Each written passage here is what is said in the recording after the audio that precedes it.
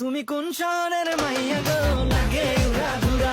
Prince Mamun, সবাই তাকে চেনেন টিকটকার প্রিন্স মামুন নামে। তার উত্থান মূলত সোশ্যাল মিডিয়া, টিকটক ও লাইকের সুবাদে। বাংলাদেশে এসব অ্যাপ জনপ্রিয়তার পেছনে কিছুটা হলেও মামুনের ভূমিকা আছে। নিজের করা মিউজিক ভিডিও সেখানে পোস্ট দিতেন মামুন, সেখান থেকে তার পরিচিতি এবং জনপ্রিয়তা।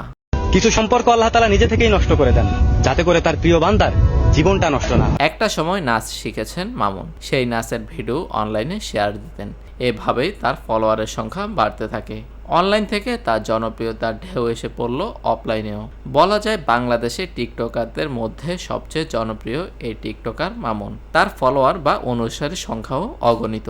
এখন তিনি দেশের বিভিন্ন প্রান্তে মোটা অঙ্কের অর্থের বিনিময়ে শোরুম বা দোকান উদ্বোধন করেন। ওই যে চাঁদ দেখতেছো, তার চেয়েও বেশি সুন্দর তুমি না আমি। প্রিন্স মামুন ও লাইলা আক্তার ফরহাদ টিকটকের আলোচিত নাম। ফেসবুক, ইউটিউবের সামাজিক মাধ্যমে লাইলাকে সঙ্গে করে বিনোদন ভিত্তিক কন্টেন্ট বানিয়ে বরাবরই আলোচনায় ছিলেন মামুন। এই জুটি নানা সময় আলোচনায় থেকেছেন। কখনো ঝগড়া করে, কখনো মামুনের নামে টাকা নেওয়ার অভিযোগ তোলে, আবার কখনো মামুনের নামে লাইলা অভিযোগ তুলেছেন শারীরিক অত্যাচারেরও।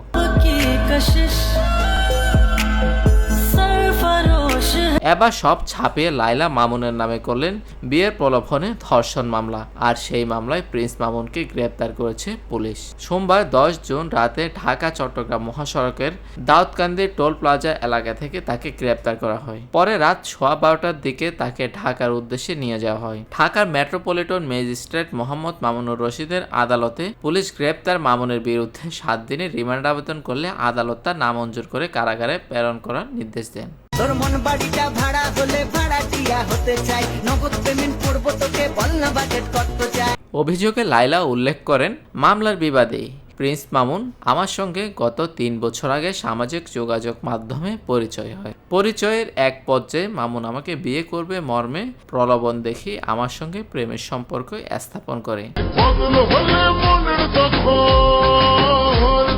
2022 সালে 7 জানুয়ারি মামুন তার মাকে সঙ্গে নিয়ে আমার বাসায় এসে বসবাস করতে থাকে।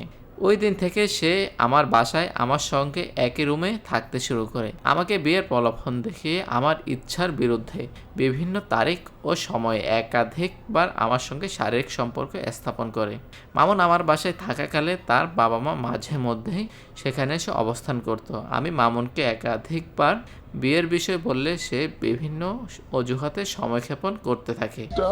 পুরোটা দেখেন যে আমাদের অনেকগুলো ব্লগ আসবে, কিন্তু আমরা অনেকগুলো অ্যাক্টিভিটিস করব। সর্বশেষ চলতি বছরের 14 মার্চ মামুন আমার শয়ন কক্ষে আগের মতো আমাকে বিয়ের প্রলোভন দেখিয়ে আমাকে ধর্ষণ করে।